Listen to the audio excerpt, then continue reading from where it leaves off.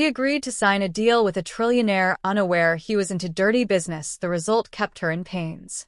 She sat across the table, pen trembling slightly as she signed her name. Not just any contract, a deal with a man rumored to be richer than nations. A trillionaire. A rescuer.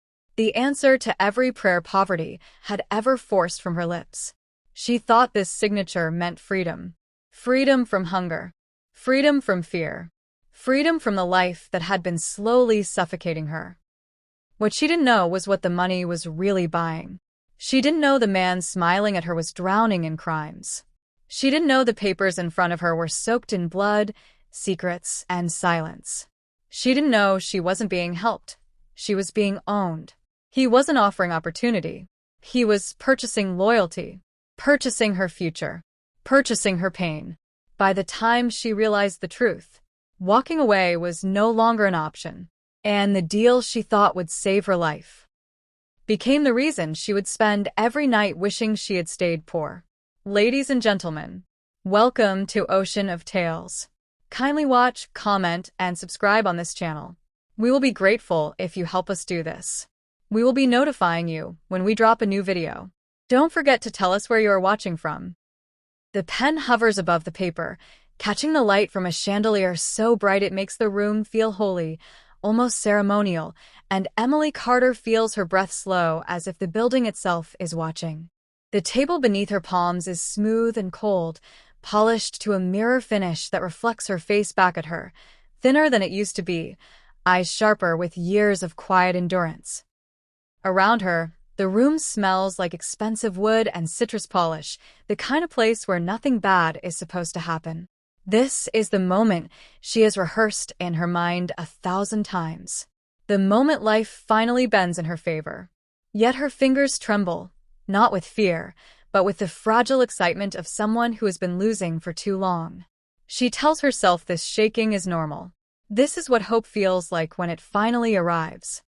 Still, somewhere beneath the calm music humming through the walls, something tightens in her chest, asking a question she refuses to hear. The papers slide closer, page after page, thick and heavy, their edges perfectly aligned like soldiers standing at attention, and Emily's eyes skim over words too clean, too confident, too certain. The contract speaks in calm language about opportunity, protection, partnership, and reward, each sentence crafted to sound like a promise rather than a demand. Her name is printed neatly at the bottom, already waiting for her, as if the decision has been made long before she arrived. She notices how little space there is for her signature, just one narrow line, as though her entire future can fit into that thin margin. Around her, everything feels still. No phones ringing, no voices raised, no interruptions. It feels deliberate, controlled, designed to make hesitations seem unnecessary. She wonders briefly why a deal this big feels so quiet, so private, so rushed. Then she reminds herself that miracles don't announce themselves. Or do they? The memory of hunger flashes through her, sharp and unwelcome, cutting through the luxury like a crack in glass, and suddenly she is back in her small apartment counting coins on a kitchen counter that never quite stayed clean. She remembers the sound of overdue notices slipping through her door, the way embarrassment burned hotter than anger when she had to pretend she wasn't home. She remembers how survival shrinks your world until all you can see is the next bill, the next meal, the next excuse. Sitting here now, surrounded by wealth she never imagined touching, feels unreal, like stepping into someone else's life.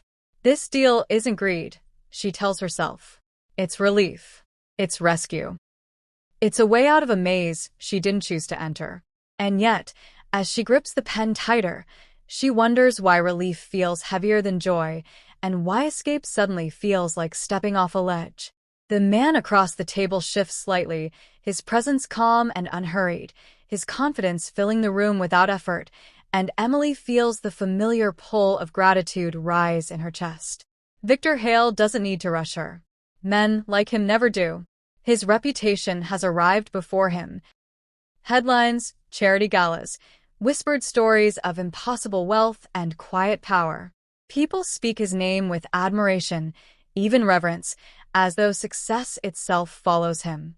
When he looks at her, she feels seen in a way that feels flattering, almost intimate, like he understands exactly how much this moment means to her. That understanding feels like kindness. It feels like safety. She tells herself that men who give this much to the world can't possibly be cruel. But as his gaze lingers, steady and unreadable, she feels a strange imbalance, like the floor beneath her has shifted just slightly out of place. The pen finally touches the paper, its tip scratching softly, the sound unnaturally loud in the silent room, and Emily's heart beats faster as the ink begins to flow. Each letter forms slowly, deliberately, her name taking shape as if it belongs to someone braver, someone luckier, someone about to be reborn. With every stroke, she imagines doors opening, clean kitchens, paid bills, a future that doesn't revolve around fear. She imagines the relief on faces she loves, the dignity of not having to ask anymore. The signature feels powerful, final, sacred. Yet as the last letter curls into place, a chill runs through her spine, sudden and unexplained, like a warning whispered too late. She lifts the pen, staring at her name, and wonders why it feels less like a beginning and more like a seal. The room exhales, as if satisfied, and a faint smile crosses Victor Hale's face while Emily feels something close inside her, quiet but absolute. The contract is taken from her hands with careful precision, stacked neatly with the others, already treated like a completed transaction. No celebration follows. No congratulations. Just efficiency. The moment moves on without pausing for her emotions, and she realizes how quickly her role in this room has ended. What mattered was the signature, not the signer. As she sits back in her chair, she becomes acutely aware of how small she feels in a space built for power, how easily her presence could be erased now that her purpose has been served. She tells herself this is just nerves. New beginnings are always unsettling. Still, she can't shake the thought that she has crossed a line she can't see anymore. The doors close softly behind her, sealing the room away as she steps into a quiet hallway bathed in cool light, and the weight of what she has done finally settles into her bones. Her phone buzzes with a notification she ignores, her mind still replaying the moment the ink dried. Somewhere deep inside, a question begins to rise, slow and persistent, refusing to be silenced by reason or relief. What exactly did she agree to? And why does the victory she's been chasing her whole life suddenly feel like the beginning of something far more dangerous? Morning light spills through cracked blinds, thin and unforgiving, landing on a kitchen counter cluttered with unopened envelopes, and Emily Carter stands barefoot on cold tiles that never quite warm up. The apartment smells faintly of instant coffee and damp walls, the kind of place where time feels stuck and progress feels like a rumor.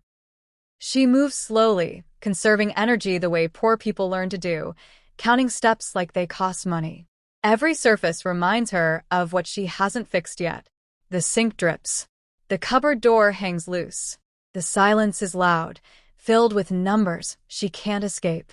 She flips one envelope over, already knowing what's inside, and the familiar weight presses down on her chest. This is how most of her days begin, not with hope, but with calculation. And as she stares at the pile, a question presses in harder than hunger. How long can a person live like this before something breaks? The memory of her bank balance flashes, cruel and precise, a number so small it feels like an insult, and Emily feels that familiar burn of shame crawl up her neck. She remembers standing at a grocery checkout, watching the cashier pause as the card machine declined, the quiet judgment hanging in the air longer than the beep. She remembers pretending to laugh it off, pretending she forgot something, pretending it didn't matter. Poverty taught her to perform calm, while panic screamed inside her ribs. It taught her how to smile through humiliation and call it strength. Each missed payment wasn't just debt. It was a reminder that effort doesn't always equal escape. Sitting alone now, she wonders how many times she told herself things would change soon, how many tomorrows she has already spent. And as that thought settles, something darker follows it. What if this is all life ever planned for her? Evenings arrive without comfort, the kind that stretch endlessly, lit by the blue glow of a television she isn't really watching, and Emily sinks into a couch that's lost its shape from years of quiet use. Outside, other people's lives pass by, laughter, engines starting, doors slamming shut with purpose, and she feels like she's watching the world through glass. The loneliness isn't dramatic, it's practical, routine, woven into her schedule like rent and bills. She tells herself she doesn't need much. She tells herself independence is enough. But some nights, the hunger isn't just in her stomach. It's in her chest, aching for reassurance that she hasn't been forgotten. She scrolls past images of success, weddings, vacations, and wonders when survival quietly replaced living. And in that stillness, she starts to fear that waiting for a miracle might be the most dangerous habit of all. The offer arrives quietly, not with trumpets or fireworks, but with an email that looks almost ordinary, and Emily reads it twice before her heart begins to race. The language is polite, professional, respectful, everything her life hasn't been. Someone has noticed her. Someone is offering help. The words opportunity and support feel surreal, like they belong to someone else's story. She imagines telling herself to be cautious, to ask questions, to slow down. But desperation has a way of speeding everything up. The promise of stability presses against her ribs like a hand closing around her fear. This doesn't feel like greed. It feels like oxygen. And as she rereads the message, she wonders if saying no to relief would be the most irresponsible choice she could make.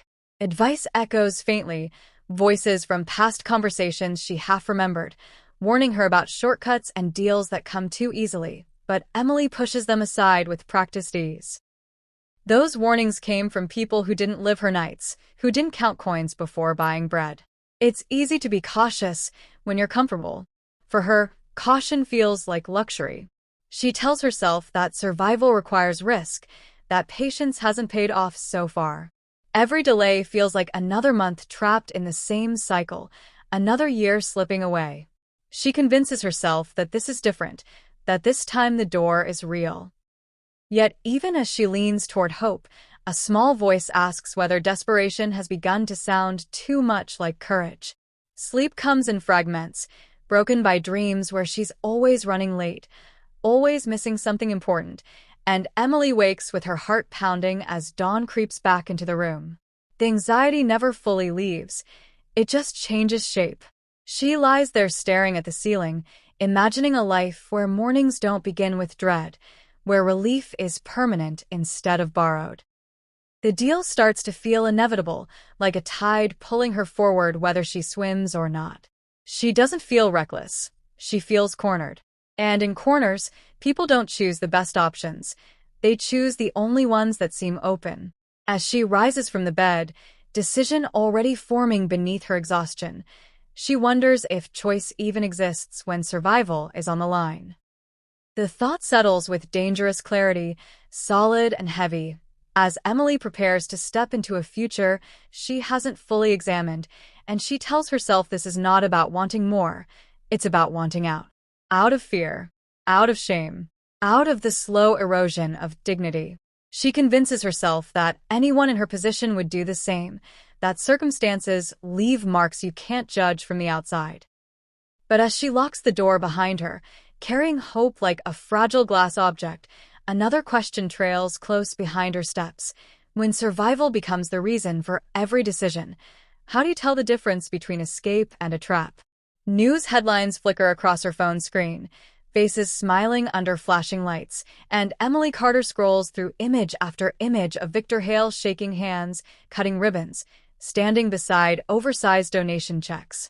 His name appears everywhere. Business journals, charity galas, glossy magazines that smell like perfume and privilege. Each photo tells the same story. A man who builds, a man who gives, a man who lifts others out of struggle. Churches praise him. Communities mention him with gratitude. His reputation feels airtight, polished by applause and repetition. Looking at those images, Emily feels a quiet reassurance settle in her chest. People this celebrated don't hide secrets. she tells herself. Men this admired don't destroy lives. Still, as she studies his smile, perfect and controlled, she can't explain why it feels practiced, like something worn often enough to stop feeling real. The first meeting plays back in her mind, the way Victor Hale entered the room without hurry, as if time itself adjusted to accommodate him. His suit fit flawlessly, dark and understated. No need to announce wealth when it already followed him like a shadow. The air seemed to shift the moment he sat down, a subtle rearrangement of power that Emily felt without understanding. He spoke calmly, choosing words carefully, never raising his voice, never pressing too hard. That restraint felt respectful, safe. She remembers how he listened, really listened, as she spoke about her struggles, nodding in ways that made her feel understood. Being heard like that felt intoxicating. It felt rare. And as he looked at her, eyes steady and unreadable, she wondered how someone with everything could make her feel like the most important person in the room. Compliments arrived gently, not exaggerated or loud, but precise enough to feel sincere, and Emily felt her defenses soften without noticing. He spoke of her resilience, her intelligence, her potential, naming qualities no one had taken the time to see. Those words landed deeper than money ever could. She had spent so long being invisible that recognition felt like rescue. When he said he believed in her, it didn't sound like flattery, it sounded like fact. She told herself this wasn't manipulation, it was encouragement.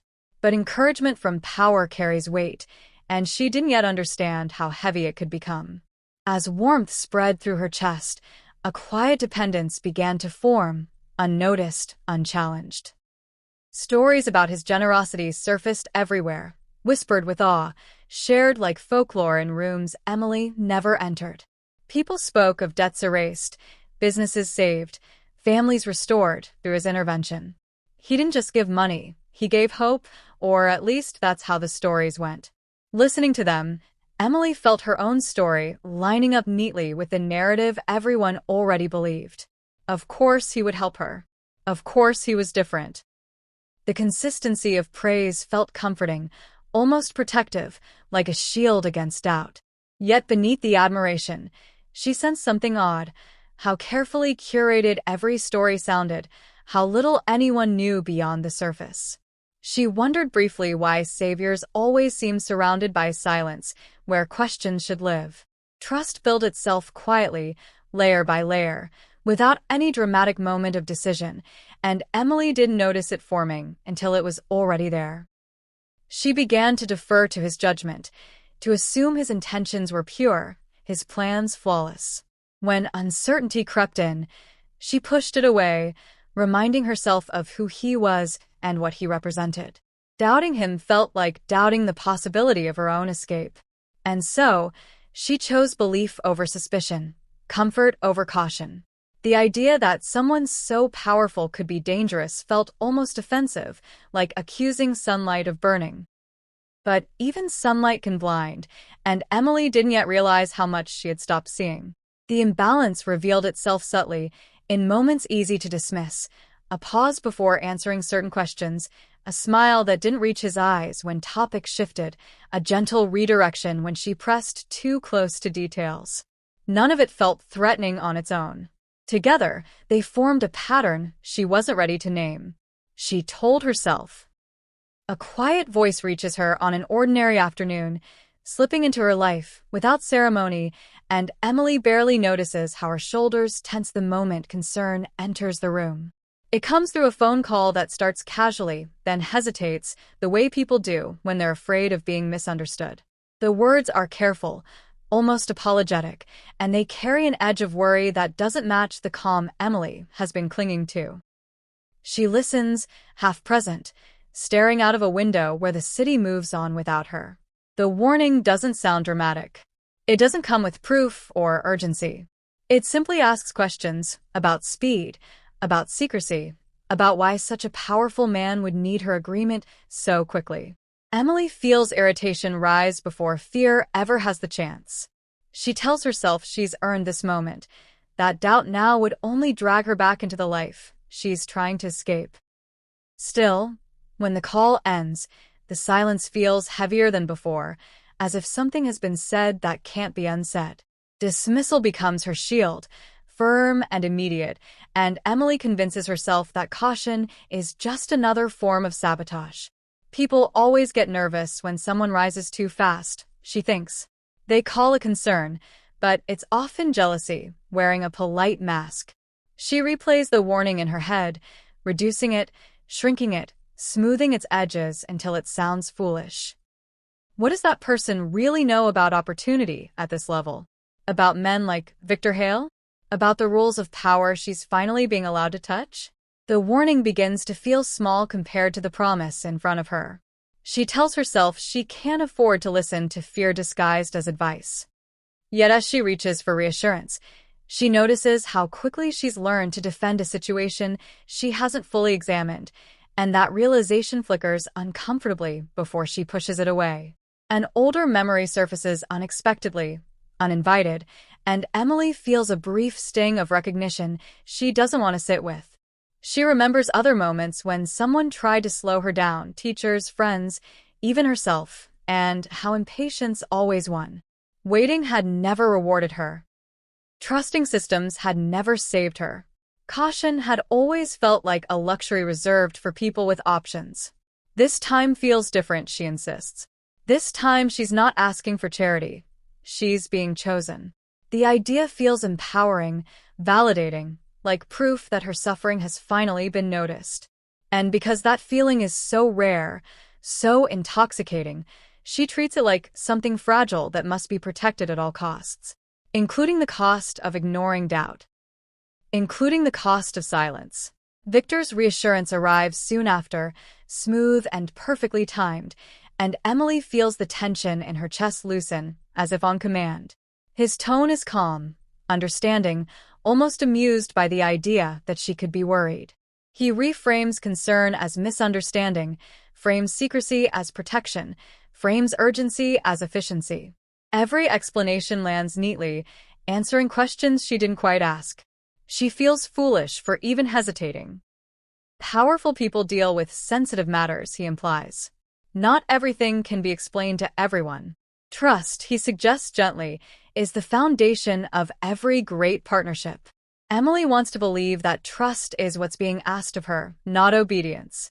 As his words settle, the earlier warning begins to feel distant, irrelevant, almost embarrassing. But beneath the comfort, something tightens again, quieter this time, more persistent.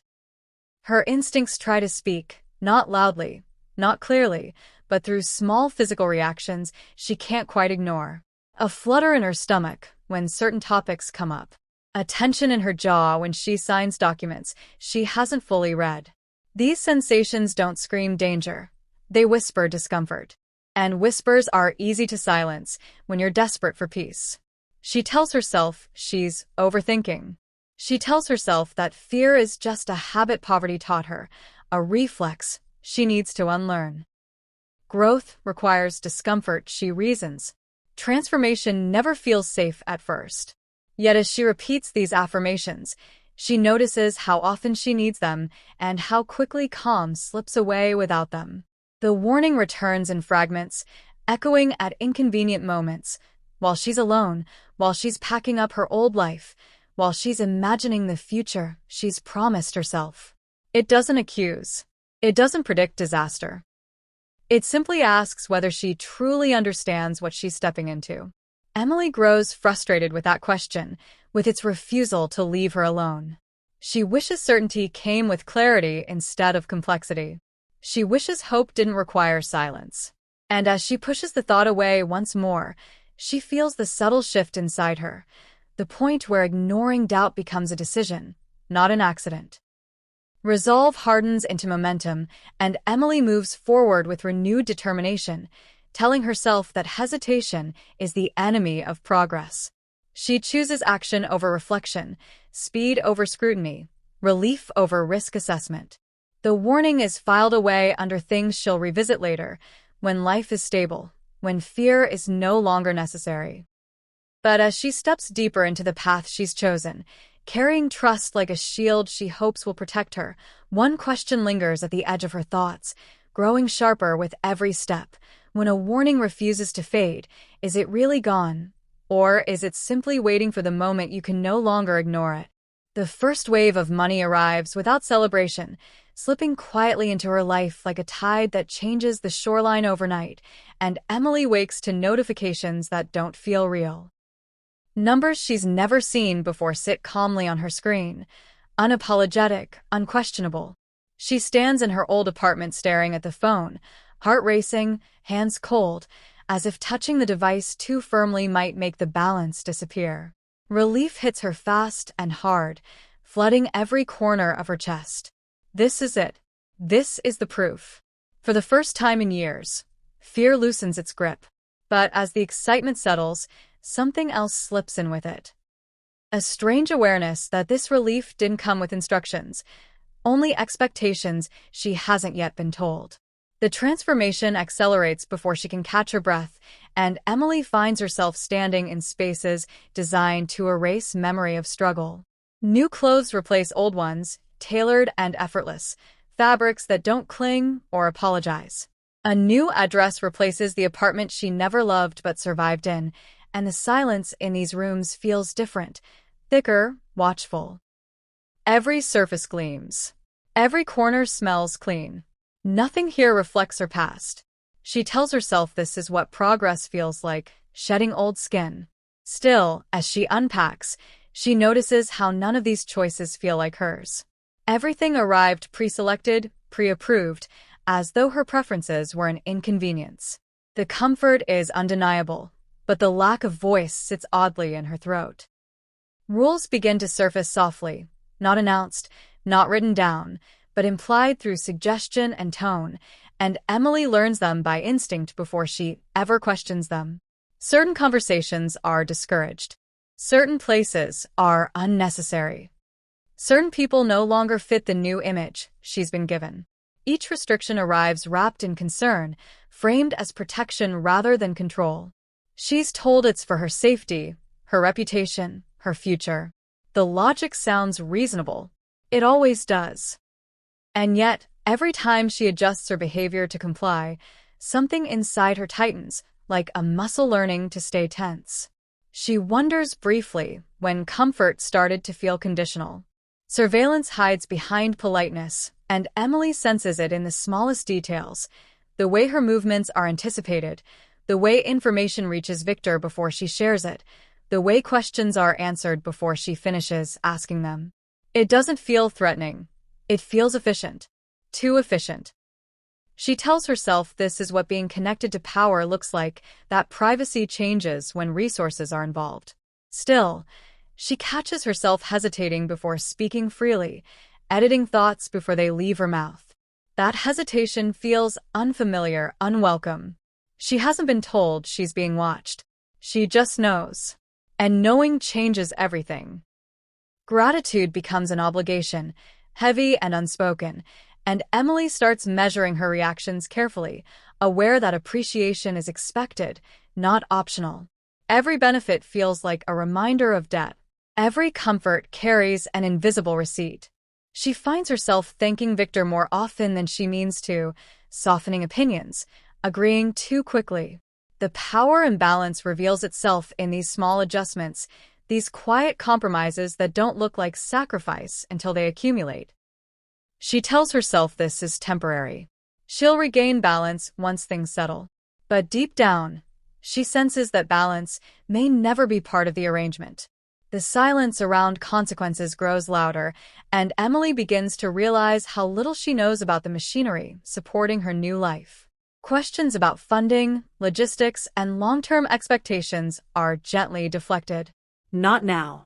Later. Trust the process. Each deferral tightens the knot in her stomach. She isn't being invited into understanding, she's being asked to accept. And acceptance, she's learning, is not the same as agreement.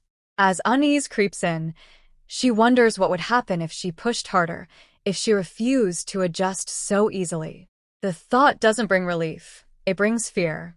Comfort settles into confinement before she names it, and Emily stands at the window of her new home, looking out at a city that suddenly feels farther away than it ever did when she was poor.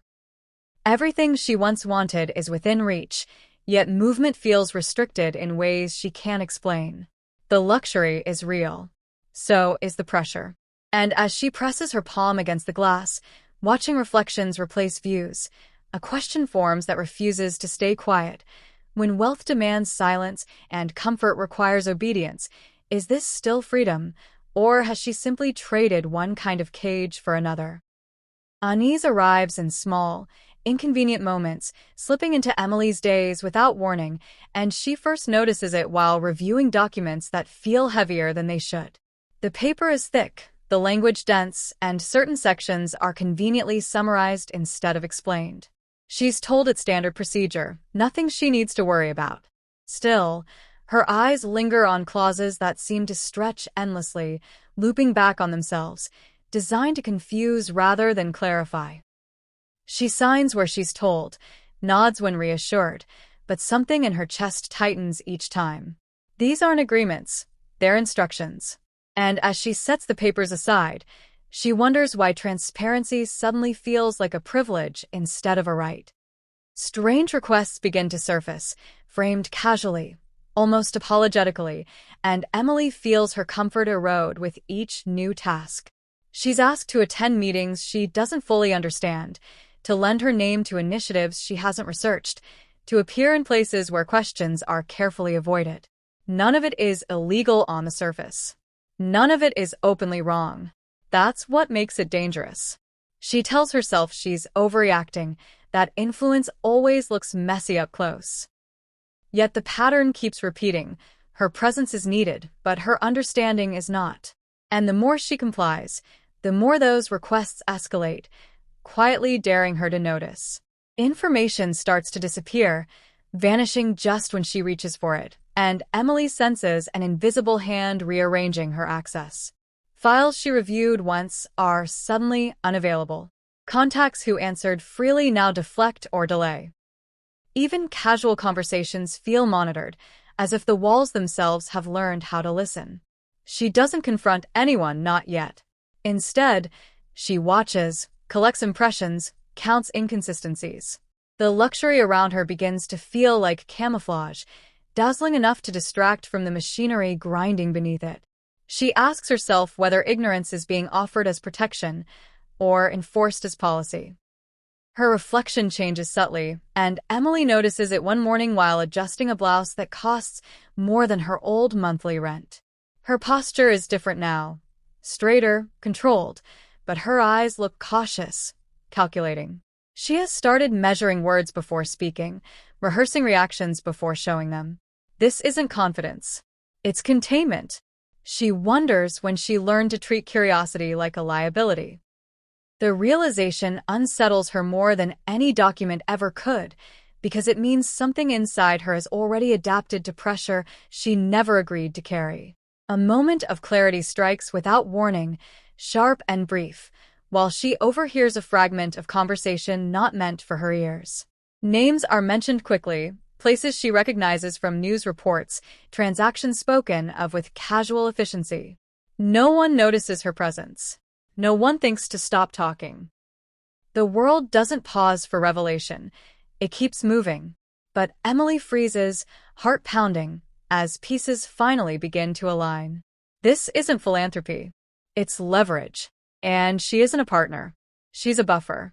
The thought lands hard, and for the first time, fear replaces confusion.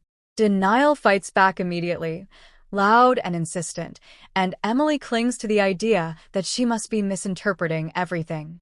Powerful operations always sound sinister from the outside, she reasons. She hasn't seen proof. She hasn't been harmed. Panic would be premature. Yet the denial feels rehearsed, like a script she's been handed without noticing. She recognizes the pattern now, how easily doubt is neutralized when comfort is at stake. And that recognition terrifies her more than the truth itself. The gold around her begins to feel cold, no longer a symbol of success, but a warning disguised as reward, and Emily realizes she is standing at the edge of understanding she can't unsee. The cracks are there now, spreading quietly beneath every polished surface. She can either keep pretending they aren't real, or look closer and risk everything she's been given. As the weight of that choice settles into her bones, one question refuses to let her rest. Once you see the truth behind the luxury, can you ever go back to enjoying it? The truth arrives without drama, slipping into her life on an ordinary morning that begins like any other, and Emily feels it before she understands it. The air feels heavier, the silence sharper.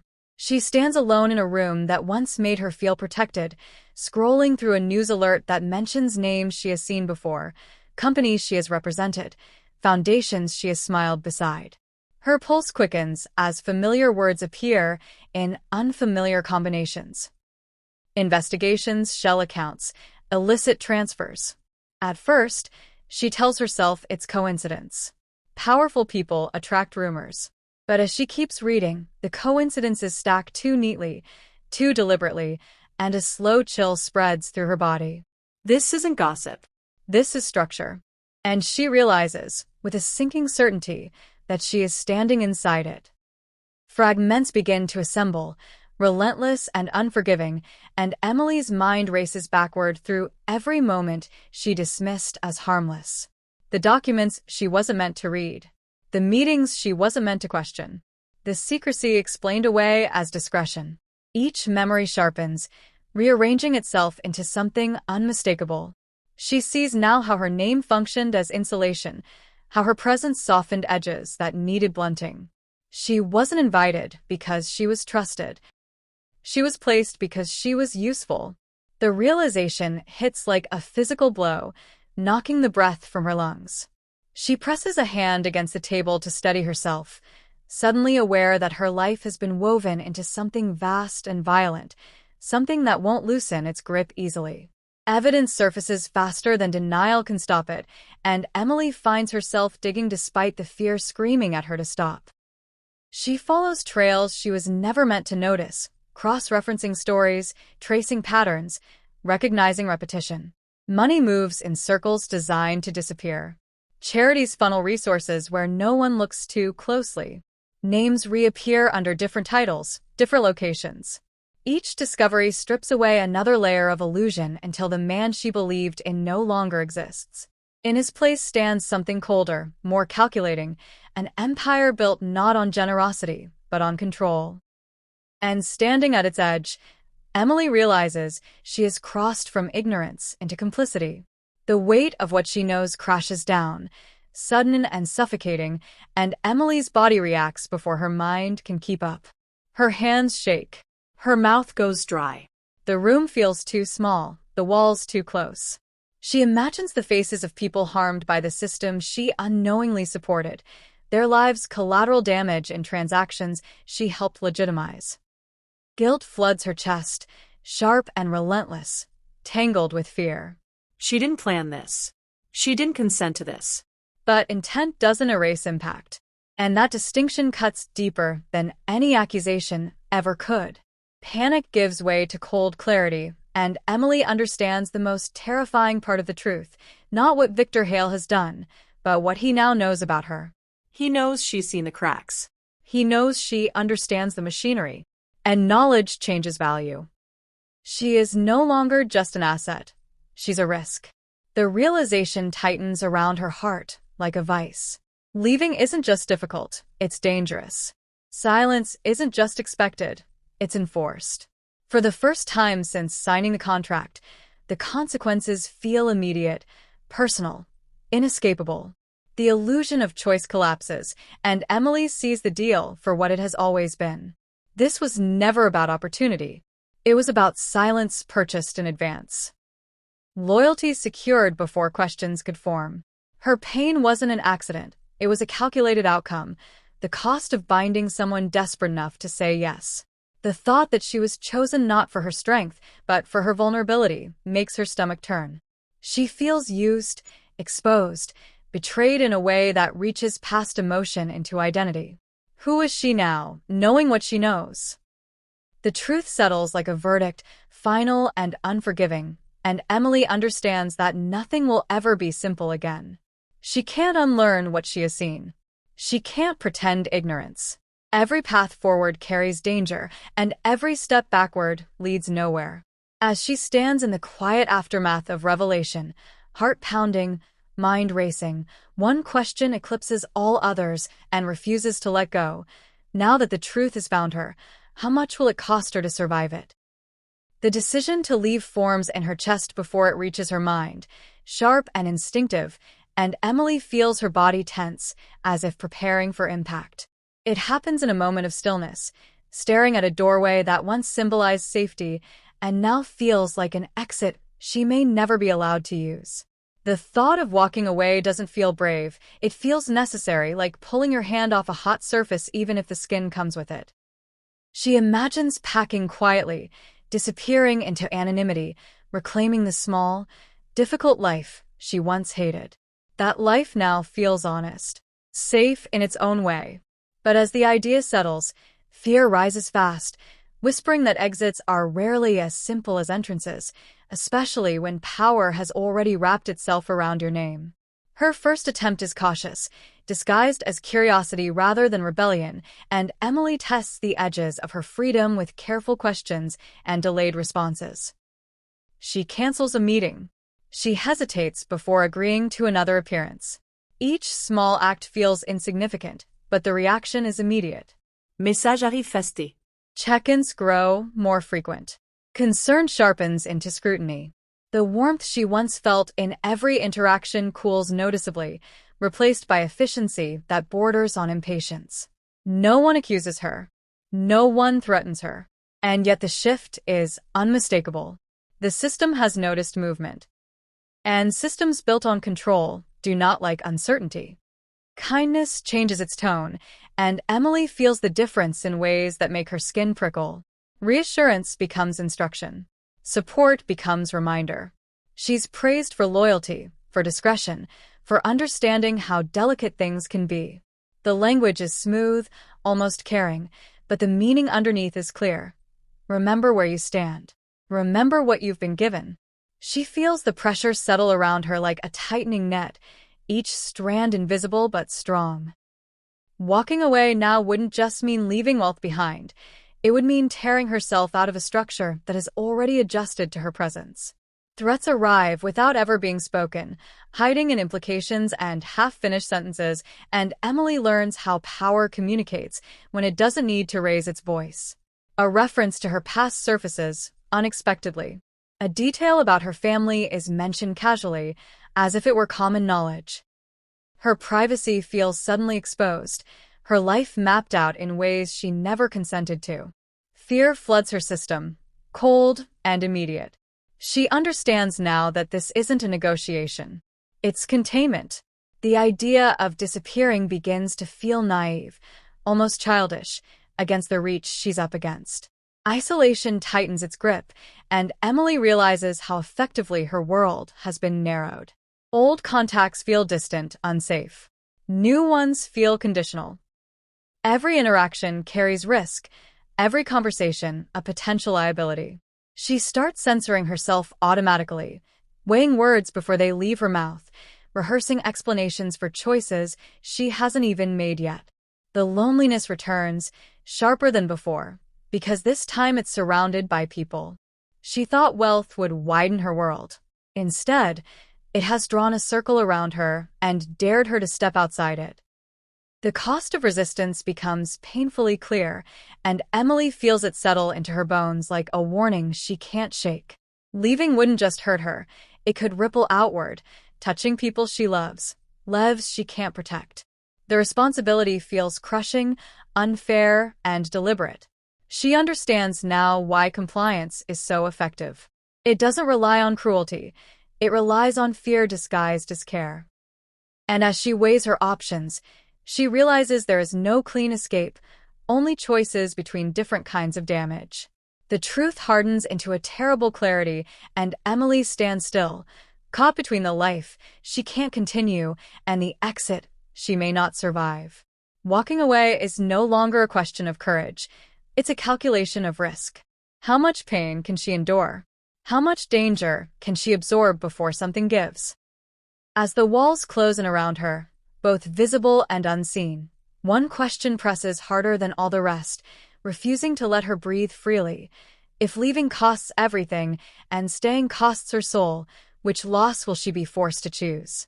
The shift begins quietly, almost politely, and Emily first notices it in the way conversations pause when she enters a room. Laughter softens. Eye contact breaks too quickly. The warmth that once followed her presence cools into something cautious, measuring. She scrolls through her phone and sees the change reflected there too.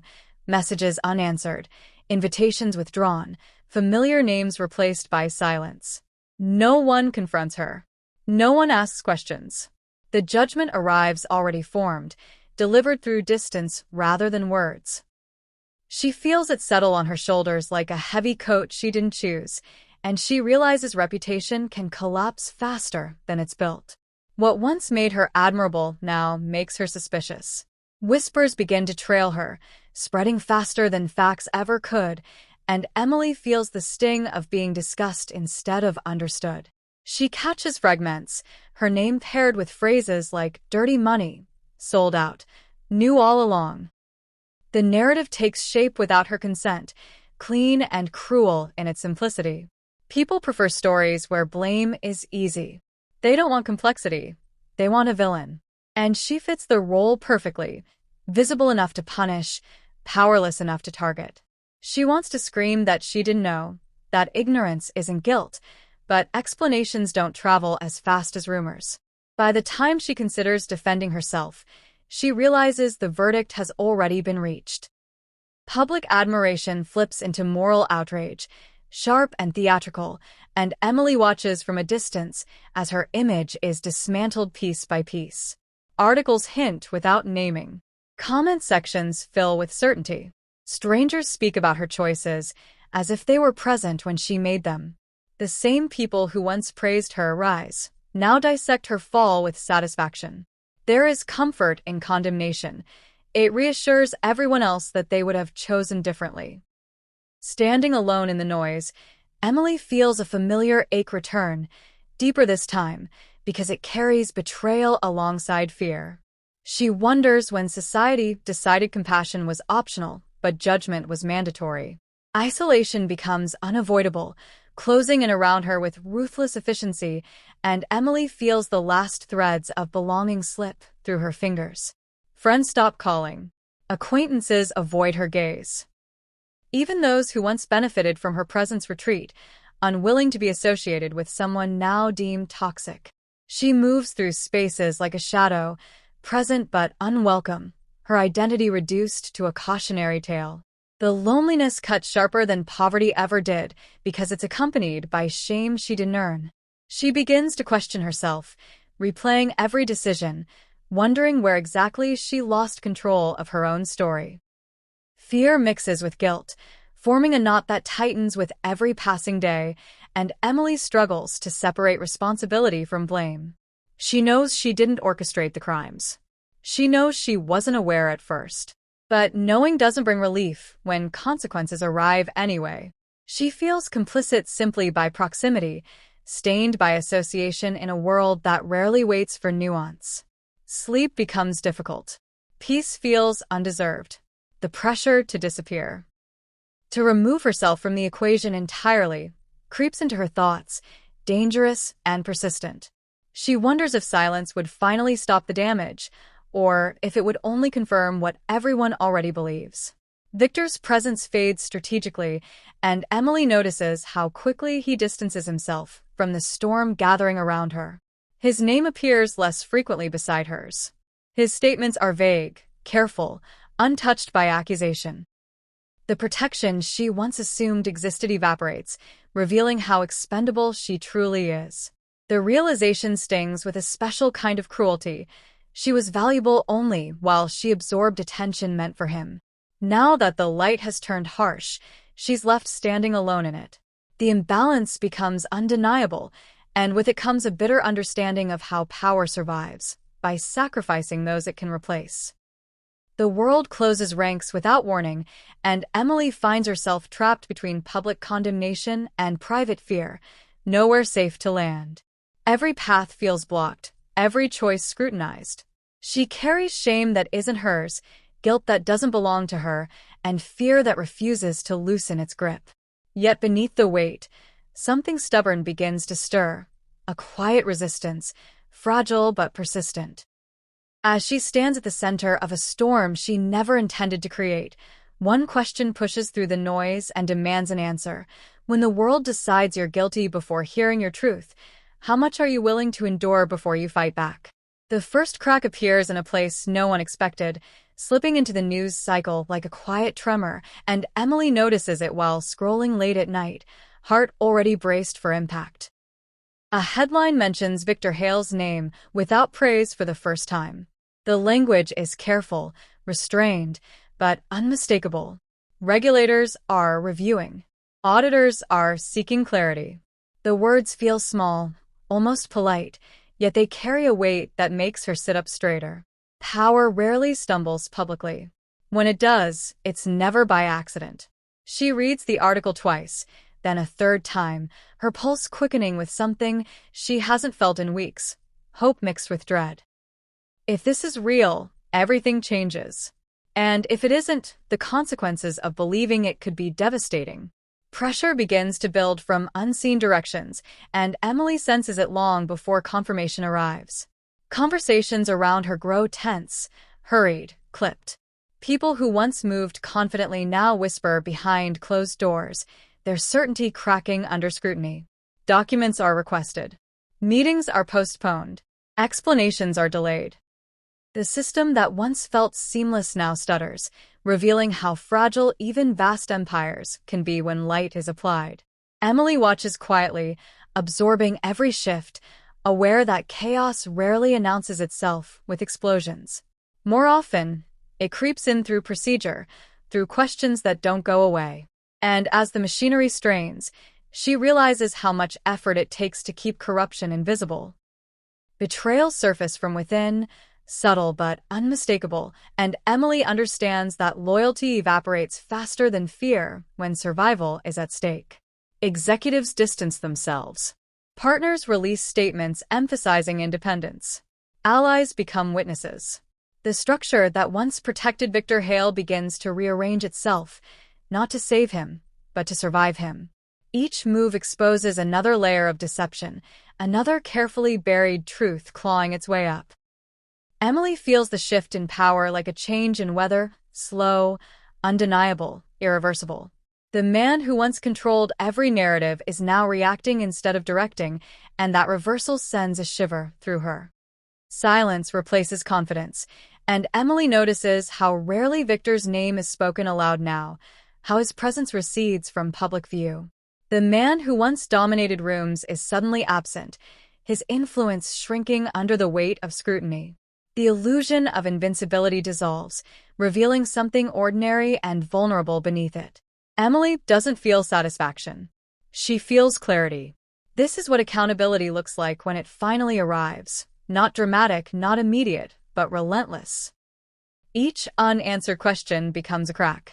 Each delayed response becomes evidence. And for the first time, the fear that has followed her begins to loosen its grip, just slightly. Consequences begin to surface quietly, rippling outward in ways that can't be undone, and Emily realizes how many lives were tethered to this collapse. Accounts are frozen, assets are questioned, names once protected are exposed. The fallout spreads beyond Victor, touching everyone who benefited, everyone who stayed silent. Emily watches as the system she feared starts to turn on itself, dismantling the very protections that once trapped her. The irony isn't lost on her. Power built on secrecy cannot survive transparency. And as the walls close in around him, she understands that karma doesn't arrive with anger, it arrives with precision. Fear shifts its shape, moving away from her and toward the man who once commanded everything, and Emily feels a cautious sense of balance returning. She is no longer the sole focus. The spotlight widens, revealing context, complexity, truth. The narrative begins to change, slowly, unevenly, but unmistakably. Questions once directed at her now point elsewhere. Doubt creeps into the certainty that condemned her so quickly. She doesn't celebrate this shift. She studies it. Power never disappears. It transfers. And she knows better than to assume safety too soon. The fall accelerates without warning, and Emily stands at the edge of a turning point she never imagined reaching. The untouchable is being touched. The unreachable is being questioned. The man who built an empire on control is losing it piece by piece. Yet even as the structure collapses, Emily knows the danger isn't over. Falling giants cause damage. And as the dust begins to rise, one question presses urgently at the center of her thoughts. When the empire finally comes down, will it bury her, or finally set her free? The moment arrives without ceremony, settling into Emily's chest like a weight she can no longer carry quietly, and she knows the choice has already been made even before she names it. The room around her feels still, almost suspended, as if waiting to see which version of her will walk out alive. Silence offers comfort. Privacy, safety, the chance to disappear and let time dull the edges of what happened. But silence also feels like suffocation now, a slow erasure of self that no amount of money could justify. She feels the familiar fear rise, sharp and convincing, reminding her of what speaking up could cost. And yet, beneath that fear, something steadier holds its ground, asking how long a person can live divided against their own truth. Her body reacts before courage does, hands trembling as she prepares to step into visibility again, this time without protection. Every instinct urges retreat. She imagines the scrutiny returning, the headline sharpening, the judgments reigniting. Pain waits openly on this path, unapologetic and guaranteed. But unlike silence, pain feels honest. It doesn't pretend to be mercy. She understands now that comfort built on lies demands a payment that never stops collecting. As she gathers the fragments of her story, she realizes this isn't about justice alone. It's about reclaiming authorship of her own life. Letting others define her has already cost too much. Memories flood back with brutal clarity, and Emily feels the weight of each compromised moment press against her resolve. The meetings she attended, the smiles she offered, the names she stood beside. She didn't choose the crimes, but she benefited from the system that hid them. That truth stings, demanding accountability that goes beyond legal obligation. She understands now that innocence isn't always clean. It can be stained by proximity, by convenience, by fear. Speaking up won't erase the harm. It won't absolve her, but it might interrupt the cycle. And sometimes interruption is the most powerful form of resistance. The act of coming forward feels strangely grounding, anchoring her in a way wealth never did, and Emily notices how fear shifts when it's faced directly. The anticipation was worse than the action. Naming the truth gives it shape, makes it manageable, strips it of the power secrecy gave it. She feels exposed, yes, but also present, whole in a way she hasn't been since before the deal. The world may judge her. It probably will. But for the first time, that judgment won't be built on lies she helped protect. And that distinction matters more than safety ever did. Consequences arrive immediately, as expected, and Emily absorbs them with a steadiness she didn't know she possessed. Doors close. Relationships strain. Threats don't need to be voiced to be felt. Pain shows up in predictable ways: stress, fear, loss. Yet alongside it comes something unexpected: relief. The constant tension eases. The need to perform disappears. She no longer has to remember which truths to hide or which versions of herself to present. Pain hurts, but silence corrodes. And she finally understands the difference. Strength reveals itself quietly, not as defiance or bravado, but as endurance, and Emily learns that courage isn't loud, it's consistent. Each day she continues to tell the truth, even when it costs her, reinforces a version of herself that fear couldn't erase. She stops measuring success by comfort and starts measuring it by alignment. The world feels less safe, but more real. And reality, she's learning, is survivable when you stop running from it. The choice settles into permanence, and Emily stands firmly in the aftermath, bruised but intact, aware that there is no return to who she was before. Silence is no longer an option she can tolerate. Pain has become the price of integrity, and she pays it willingly now. As she steps forward into an uncertain future shaped by truth rather than illusion, one final question lingers, heavy and unresolved. When the cost of honesty is everything you once feared losing, what kind of life becomes possible on the other side? Time moves forward without asking permission, and Emily feels its quiet work in the spaces where fear once lived, noticing how the world no longer presses in the same way. The chaos fades slowly, not into peace, but into clarity. Her name stops trending. The noise softens. What remains is the residue of consequence and the shape of a life rebuilt without shortcuts. She wakes each morning to ordinary light, ordinary sounds, and a body no longer braced for impact. The absence of luxury feels strange at first, but the absence of fear feels priceless. She understands now that recovery isn't dramatic, it's repetitive, intentional, and deeply personal. And as she settles into this new rhythm, she realizes that survival isn't the same as escape. Survival is staying long enough to learn what the pain was trying to teach. Stories about her begin to circulate differently, no longer framed as scandal but as caution, and Emily watches from a distance as her experience becomes something larger than her. People don't mention her name as often now. They speak of someone who signed too fast, trusted too easily, learned too late. Her identity dissolves into lesson, and she accepts that willingly. Anonymity feels safer than admiration. She knows now how quickly praise can turn predatory, how easily applause can blind. If her story travels, she hopes it travels quietly, reaching the people who need it most before desperation drowns out discernment. The memory of that signature returns occasionally, not as regret, but as reference, and Emily allows herself to revisit it without flinching. She sees the girl she was. Tired, hopeful, cornered, and feels compassion instead of shame. That compassion changes everything. It allows her to hold accountability without self-destruction, to acknowledge mistakes without erasing her humanity. She understands now that desperation doesn't make people foolish, it makes them vulnerable. And vulnerability, when exploited, reveals more about the exploiter than the one who trusted.